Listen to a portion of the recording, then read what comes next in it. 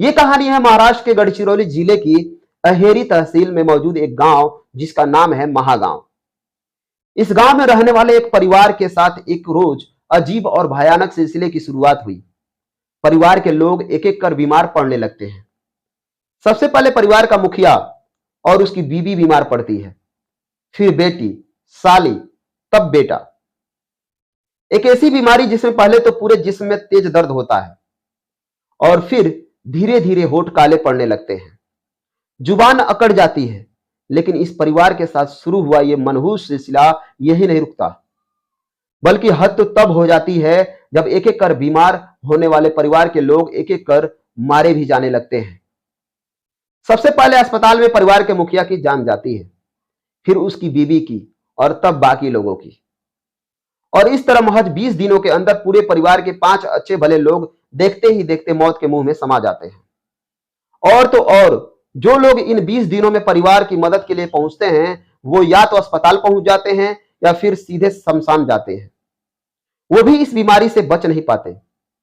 वो भी हैरान थे क्योंकि इस बीमारी का वो भी शिकार बनने लगते हैं। सवाल यह है कि आखिर ये माजरा क्या है? आखिर इस अजीब बीमारी और उससे होती मौतों का रहस्य क्या है? क्या यह किसी साजिश है या कोई ऊपरी साया है या फिर इसके पीछे की कहानी कुछ और है? इस मौत की रहस्यमयी कहानी की शुरुआत होती है 20 सितंबर 2023 से, जब शंकर कुम्हारे और उनकी पत्नी बिज्जा कुम्हारे की तबीयत खराब हुई।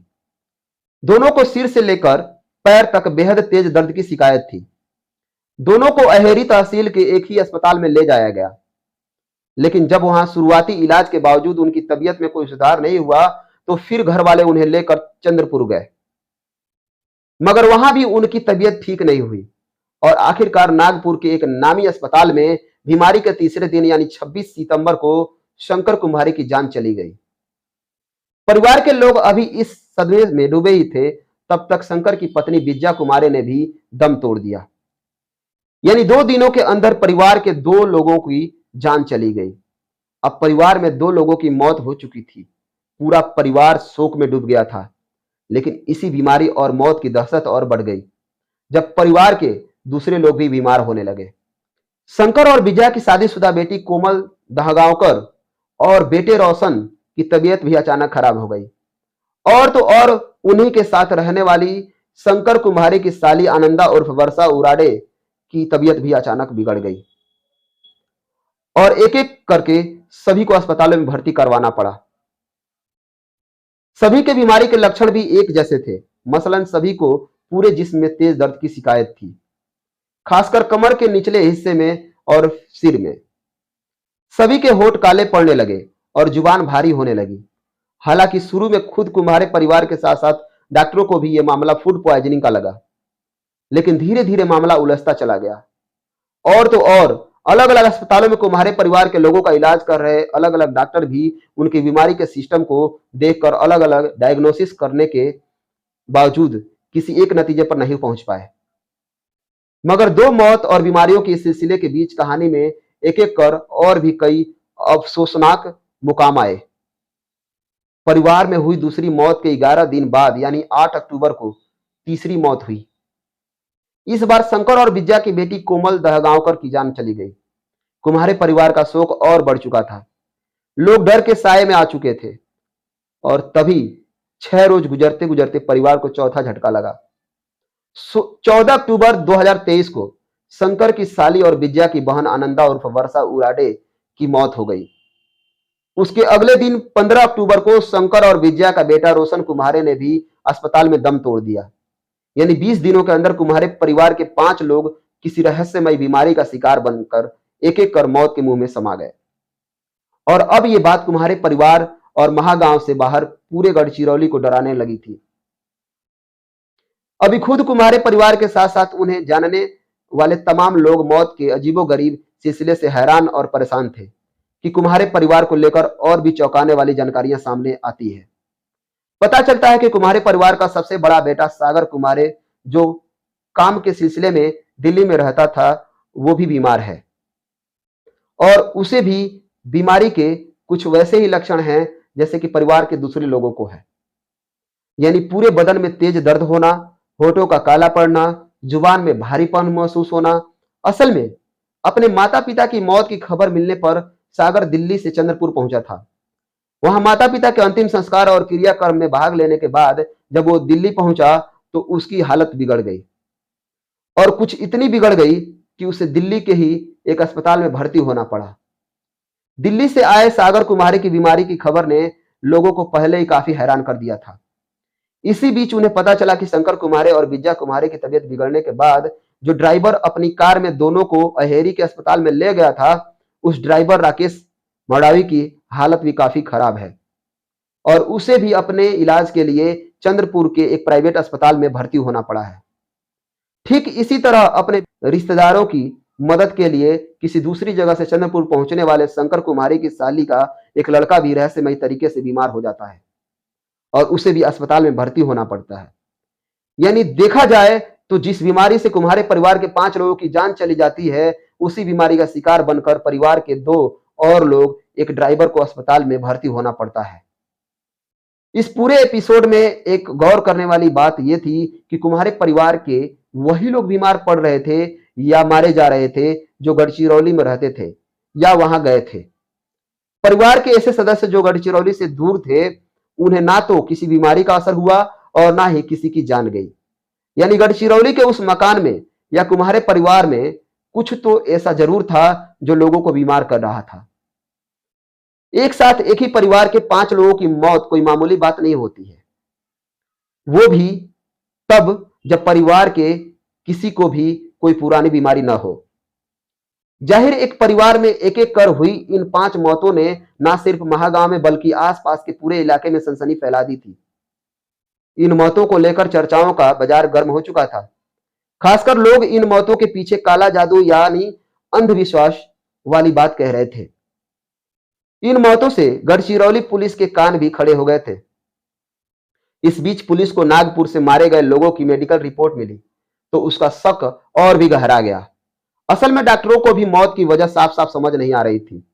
मेडिकल रिपोर्ट में कार्डियक अरेस्ट और मल्टी ऑर्गन्स फेल्योर को मौत के पीछे की वजह बताई गई थी, लेकिन एकाएक इतने लोगों के साथ ऐसा कैसे हुआ, ये एक बड़ा सवाल था।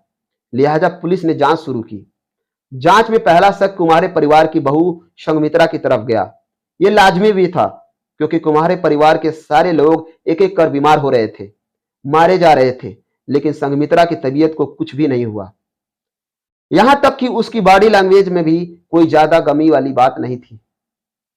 ऐसे में पुलिस ने रोशन कुमारे की पत्नी और कुम्हारे परिवार की बहू संघमित्रा को पूछताछ के लिए बुलाया तो राज खुल गया। संघमित्रा ने पहले तो पुलिस को धोखा देने की कोशिश की, लेकिन सबकी बीमारी और अपनी तंदुरुस्ती के सवाल पर वो फंस गई।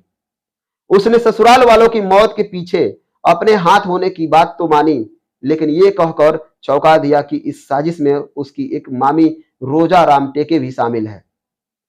लेकिन अब सवाल यह है कि आखिर संघमित्रा और उसकी मासी रोजा की कुम्हारे परिवार से ऐसी क्या दुश्मनी थी? आखिर उन्होंने कुम्हारे परिवार की जान लेने के लिए ऐसे कौन से जहर का इस्तेमाल किया जिससे अब तक मौत की वजह भी साफ नहीं हुआ और एक एक कर लोग मारे जाते रहे? ऐसा अजीबोगरीब जहर उन्हें कहां मिला है? क्या इस कत्ल में सिर्फ वही दोनों शामिल हैं या फिर इसके पीछे कोई और भी है? पुलिस को अब इन सवालों का जवाब जानना था।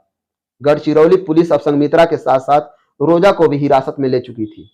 पकड़े जाने पर दोनों खुद को बेकसूर और एक दूसरे को दोषी बताने लगी, लेकिन पुलिस की पूछताछ में जल्द ही कत्ल के पीछे दोनों की अपनी अपनी मोटिव निकलकर सामने आ गई।